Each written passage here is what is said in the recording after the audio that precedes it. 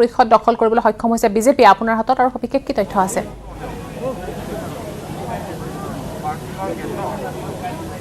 প্ৰিয়ংকা, চাওক, যদি আমি কওঁ যে জাগিৰোড বিধানসভা সমষ্টিৰ অন্তৰ্গত গড়মাৰী যিটো পৰিষদীয় সমষ্টি আছে আৰু হোজাই বিধানসভা সমষ্টিৰ অন্তৰ্গত কাকি, এই দুটা পৰিষদীয় সমষ্টিক বাদ দি গড়মাৰীটোত অসম গণ পৰিষদৰ প্ৰাৰ্থী জয়লাভ কৰিছে আৰু কাকি সমষ্টিটোত কংগ্ৰেছ প্ৰাৰ্থীগৰাকীয়ে জয়লাভ কৰিছিলে। পিছত বিজেপি প্ৰাৰ্থীগৰাকীয়ে আপত্তি কৰাত এতিয়া পুনৰ তাত ভোট গণনা চলি আছে আৰু এই দুটা সমষ্টিক বাদ দি বাকী আটাইকেইটা সমষ্টিয়ে ভাৰতীয় জনতা পাৰ্টীৰ প্ৰাৰ্থীয়ে জয়লাভ কৰিছে। মাত্ৰ এটা সমষ্টি এতিয়া শেহতীয়াভাৱে কাউণ্টিং চলি আছে।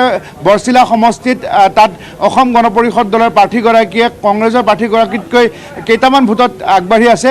হয়তো সেয়াই হ'ব পাৰে শেষত ফলাফল, আৰু যদি সেয়া হয় অসম গণ পৰিষদ প্ৰাৰ্থীগৰাকী যদি জয়লাভ কৰে তেতিয়াহ'লে এজিপি দুটা হ'ব আৰু কংগ্ৰেছৰ সেই কাকি সমষ্টিটোতে সন্তুষ্ট থাকিব লাগিব। আৰু অসম গণ পৰিষদ দুটা হ'লে এটা সমষ্টি কংগ্ৰেছৰ, বাকী গোটেইকেইটা সমষ্টি ভাৰতীয় জনতা পাৰ্টীৰ হ'ব। কিন্তু এইখিনিতে আমাৰ নিউজ 18 অসম নৰ্থ ইষ্টৰ দৰ্শকক আমি জনাওঁ যে 1995 চনত সেই সময়তে মুখ্যমন্ত্ৰী হিতেশ শইকীয়া আছিলে, তেতিয়াই এই তিৱা স্বায়ত্তশাসিত পৰিষদখন গঠন হৈছিলে আৰু তাৰপিছতে কেইবাজনো মুখ্য কাৰ্যবাহী সদস্য বা কাৰ্যবাহী সদস্যৰ দ্বাৰা পৰিচালিত হৈছিলে এই তিৱা স্বায়ত্তশাসিত পৰিষদ। শেহতীয়াভাৱে যদি আমি কওঁ, এই কাউন্সিলখনৰ CEM আছিলে পৱন মান্তা আৰু পৱন মান্তাৰ উপৰি এইবাৰ আন দুগৰাকী, পৱন মান্তাকে লৈ 3গৰাকী, চিদা দেউৰী যেতিয়া অসম গণ পৰিষদৰ দিনৰ সেই সময়ত তেওঁ CM আছিলে আৰু তাৰপিছত ধৰ্মেন্দ্ৰ বৰদলৈ কংগ্ৰেছৰ দিনৰ CM আছিলে আৰু এতিয়া বিজেপিৰ দিনৰ CM আছিলে পৱন মান্তা। এই 3গৰাকী প্ৰাৰ্থীয়ে এইবাৰ প্ৰতিদ্বন্দ্বিতা আগবঢ়াইছিলে এক CEM হিচাপে, চিফ এক্সিকিউটিভ মেম্বাৰ হিচাপে, আৰু তাতে পৱন মান্তাই জয়লাভ কৰিছে। তাৰ উপৰি বাকী দুগৰাকী পৰাজয় বৰণ কৰিছে। আৰু এই যি 35টা সমষ্টিত ভোটদান হৈছিলে বৃহস্পতিবাৰে, আৰু এটা সমষ্টিত তাৰ আগতে কিন্তু আনকণ্টেষ্ট জিকিছিলে, সেইটো সমষ্টিত গোভা সমষ্টিটোত বিজেপি দলৰে মণি তেখেত জয়লাভ কৰিছিলে, মণি পাটৰ। আৰু বাকী এই 35টা সমষ্টিত ভোটদান হৈছিলে বৃহস্পতিবাৰে, আৰু আজি শনিবাৰে পুৱা 8 বজাৰ পৰাই যিহেতু ভোট গণনা হৈছিলে, আমাৰ কেমেৰা পাৰ্চন প্ৰভাস সিং আৰু মই আছিলোঁ, আৰু লগতে ইয়াৰ স্থানীয় সাংবাদিক পৱন আছিলে, পৱন ডেকা। আমি এনেধৰণে নগাঁৱত আছিলে নীলোৎপল আৰু যে অজয় আছিলে, কিন্তু এনে এটা আমি দল হিচাপে আমি কাম কৰি আমি প্ৰতি মুহূৰ্তৰ খবৰ নিউজ 18 অসম নৰ্থ ইষ্টৰ দৰ্শকক আমি দেখুৱাইছিলোঁ।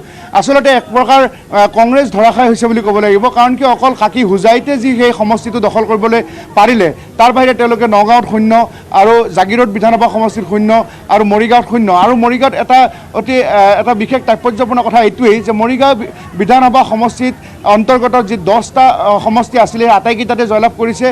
তাত বিধায়কটো ৰমাকান্ত দেউৰী আছিলে, আৰু পিজু হাজৰিকা সমষ্টিত যি সমষ্টি আছিলে তাৰ ভিতৰত এটা সমষ্টিত সেই অসম গণ পৰিষদৰ প্ৰাৰ্থীগৰাকী জয়লাভ হ'ল। বাকী কিন্তু যি নগাঁও কেইবাটাও ব্ৰহ্মপুৰ আৰু নগাঁও সদৰ সমষ্টিলৈ এই ধৰণে এই তিৱা স্বায়ত্তশাসিত পৰিষদৰ যি নিৰ্বাচন, এই নিৰ্বাচন অনুষ্ঠিত হৈছিলে। আজিৰ দিনটোত আমি মৰিগাঁও মহাবিদ্যালয়ত থাকিয়ে আজি ভোট গণনা একেবাৰে আৰম্ভণিৰ পৰা 19টা সমষ্টি আছে মৰিগাঁৱত, আৰু 10টা সমষ্টি আছে নগাঁৱত, এটা আছে হোজাইত, আৰু 6টা আছে কামৰূপ মেট্ৰ'ত।